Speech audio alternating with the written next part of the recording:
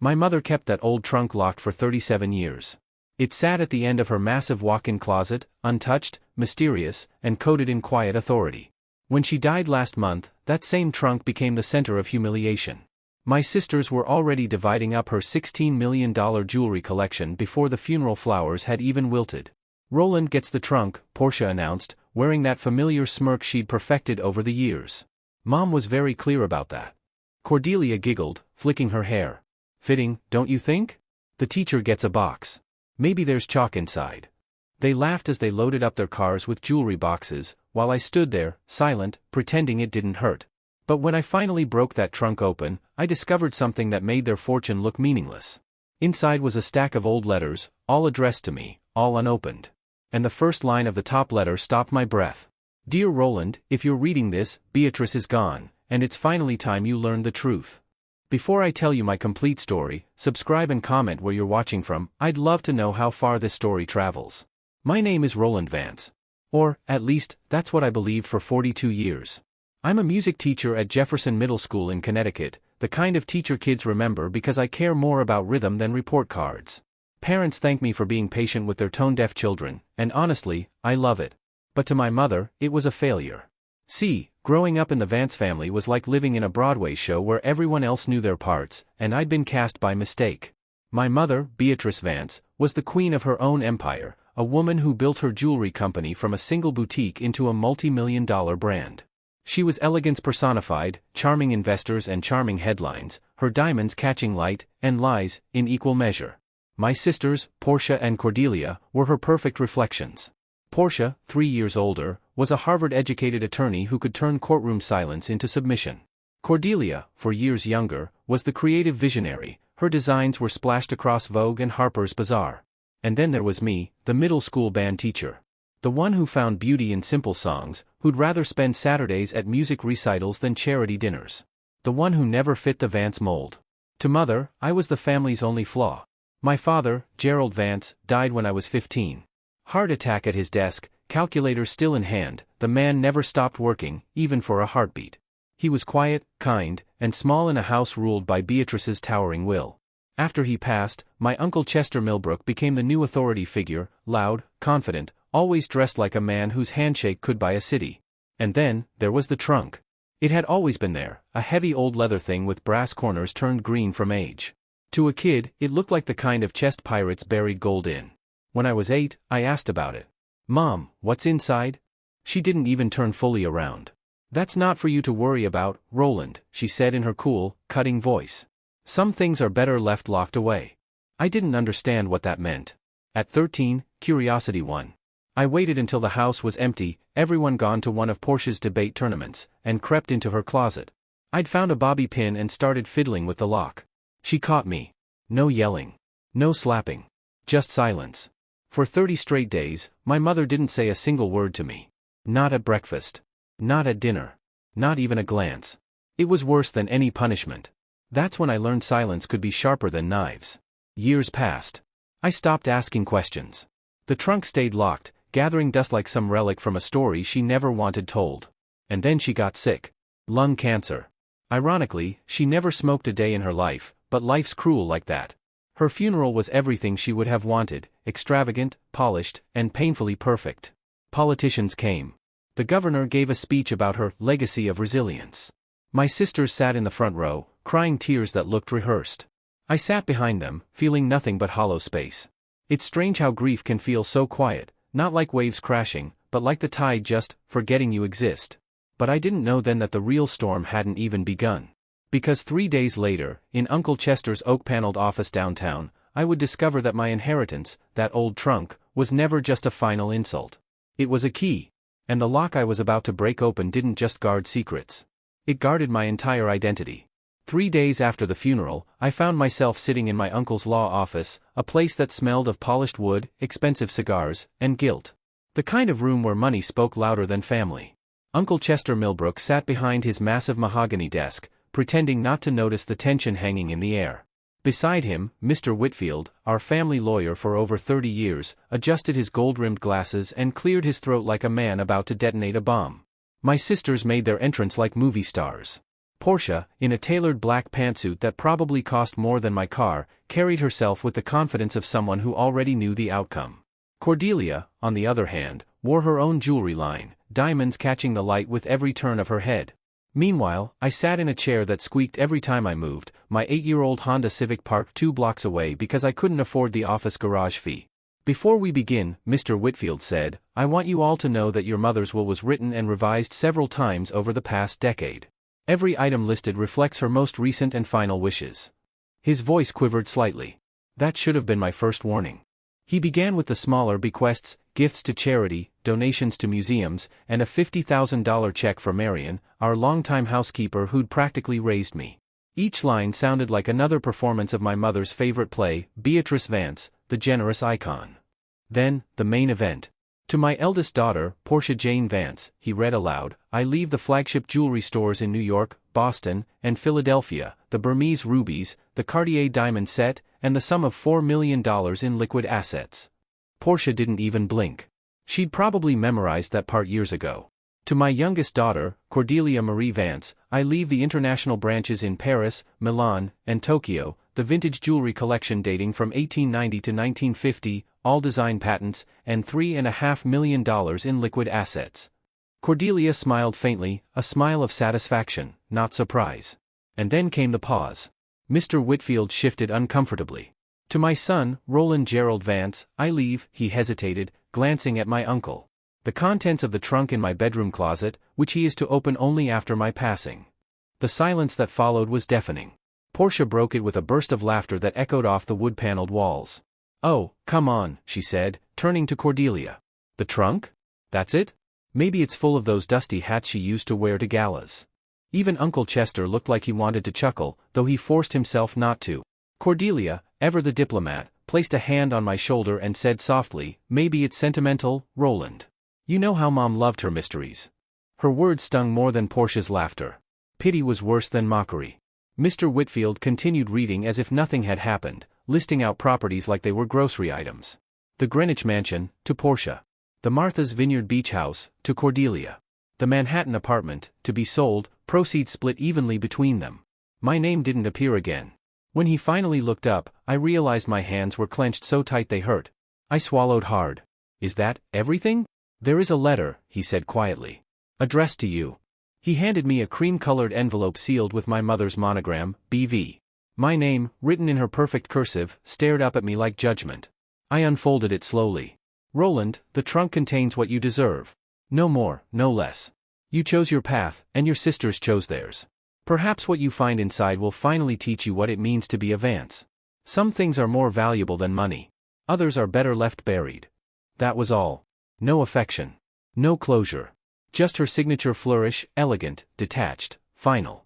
Portia stood up, brushing imaginary lint from her sleeve. "Well, I have meetings," she said. "Roland, do let us know if you find anything exciting in your little inheritance. Maybe a secret diary or a lock of Dad's hair." Cordelia's face softened. "I'm sure it means something, Roland. Maybe it's personal." "Personal?" Portia scoffed. "Please. It's probably empty." They left arm in arm, laughing, a cruel harmony of privilege and ignorance. When the door finally shut, Uncle Chester didn't move for a long moment. Then he rose, walked to the window, and stared down at the busy street below. "Your mother," he said slowly, "never did anything without purpose." I looked up at him. "Do you know what's in the trunk?"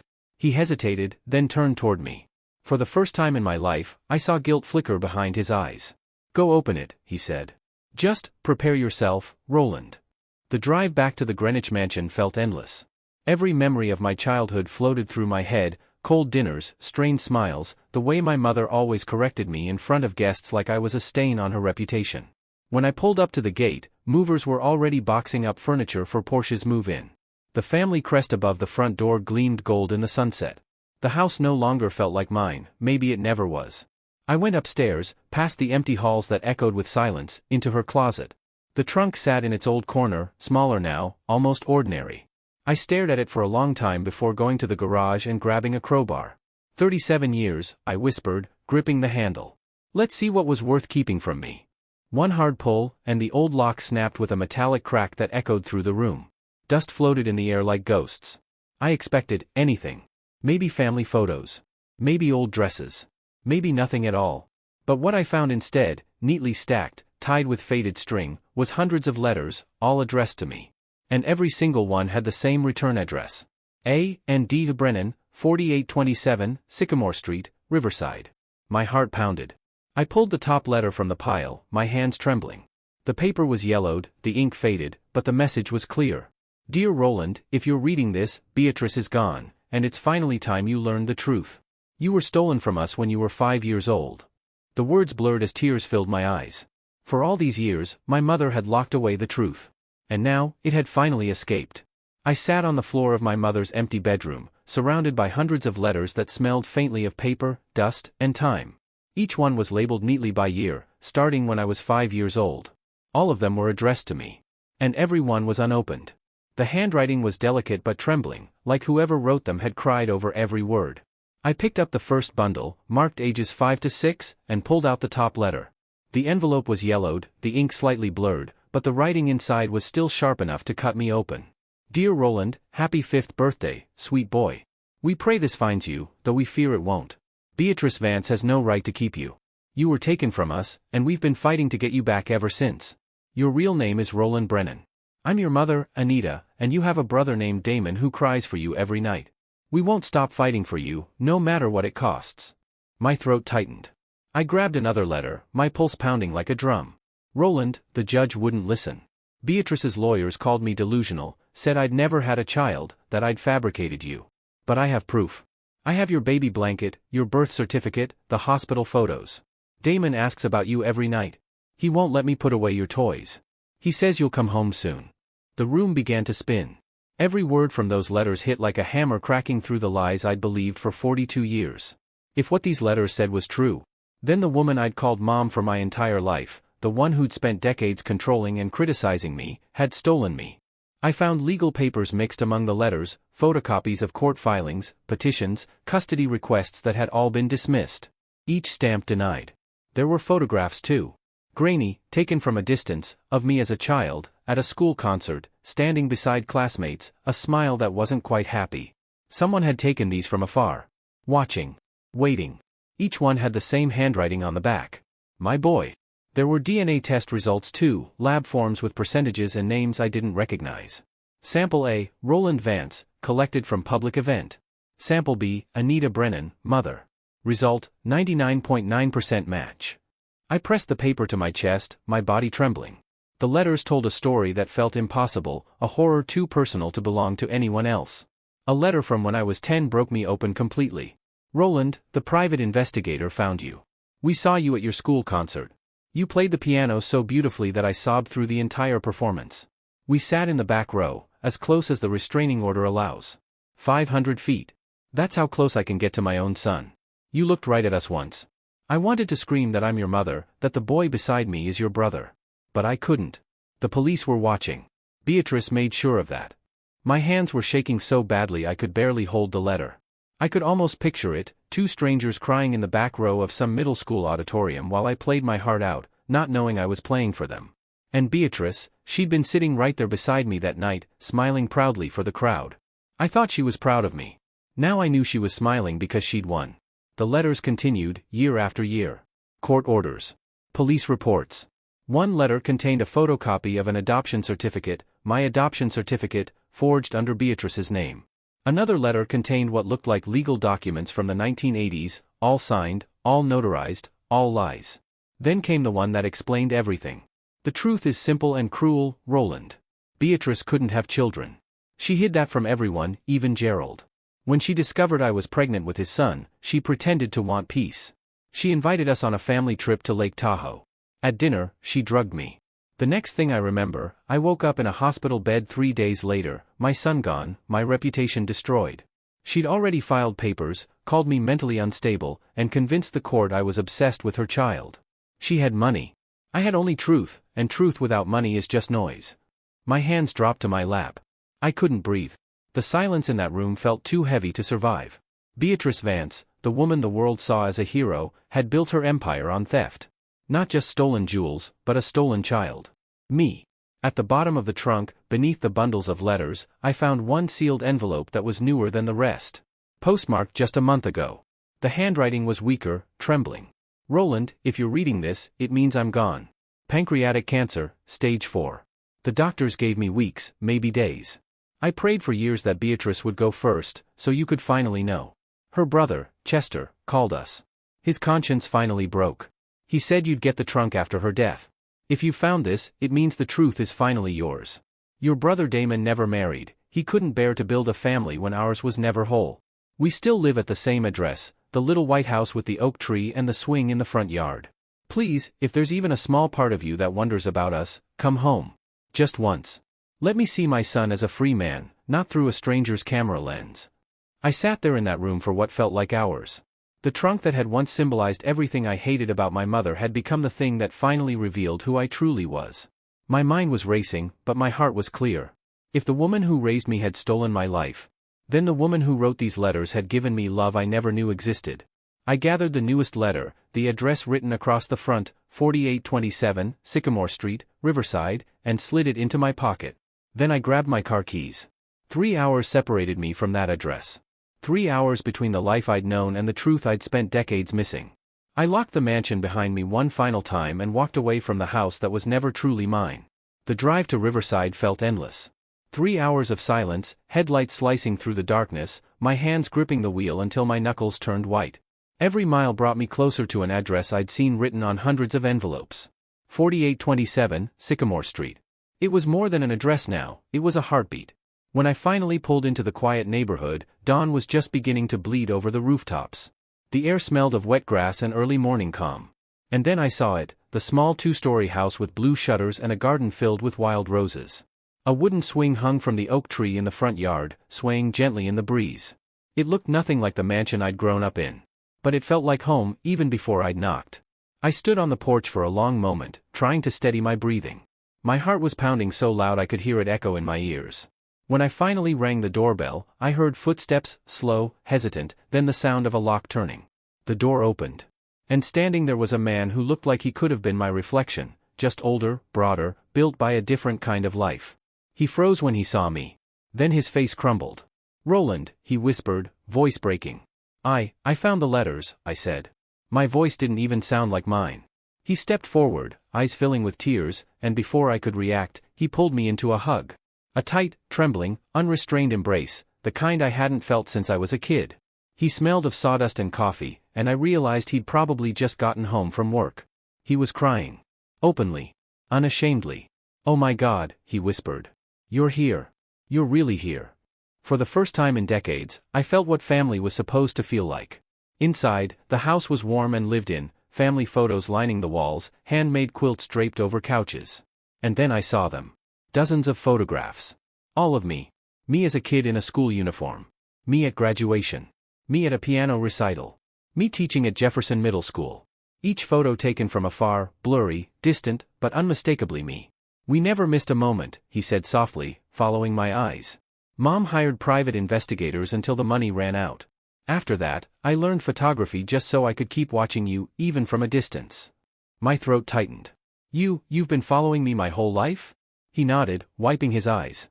"Not following. Protecting. Hoping." "Where is she?" I asked. "Where's Anita?" He hesitated, and in that silence, I already knew the answer. "She passed 2 weeks ago," he said quietly. "She held on as long as she could. Chester called us before she went, told us about the trunk, told us to wait. Her last words were, 'He'll find the letters. He'll come home.' The words hit me like a punch to the chest. She died believing in me, in a reunion that came too late. I sank into the couch, the grief coming in waves. "I never got to meet her," I whispered. "Damon, my brother, sat beside me, his voice trembling. She met you every time she looked at those photos. She used to say, 'He's alive.' That's enough for me." Tears rolled down my cheeks before I could stop them. After I'd caught my breath, Damon stood and walked to a filing cabinet tucked into the corner of the room. He pulled out several thick folders and placed them on the table in front of me. Inside were documents, photos, newspaper clippings, a full archive of everything Beatrice had done to erase my real family. He spread them out carefully, each page telling a part of the same devastating story. "Dad wasn't married to Beatrice when you were born," Damon said, flipping open an old birth certificate. "He and Mom worked at the same accounting firm. She was his secretary. They fell in love, real love. When she got pregnant, he was ready to leave Beatrice. But Beatrice wasn't the kind of woman who let go of what she thought belonged to her. He handed me a document. Birth certificate, Roland James Brennan. Mother, Anita Brennan. Father, Gerald Vance. Date of birth, March 15, 1982. The air left my lungs. Beatrice couldn't have kids, Damon continued. She'd been hiding that for years. When she found out about you, she snapped. She pretended to make peace, invited Mom and Dad on a family trip to Lake Tahoe. That's where she drugged Mom during dinner. He slid another folder toward me, a police report from 1987. When Mom woke up in the hospital, you were gone. Beatrice had already filed paperwork, claimed she was your mother, said Mom was a delusional employee. She even had a doctor sign off on it. She had money. She had lawyers. And she had connections in the courts. My hands shook as I flipped through the pages, photos of Beatrice smiling with me at charity galas, newspaper articles praising her as a self-made mother. Everything was built on a lie. The DNA tests, I said quietly, looking up.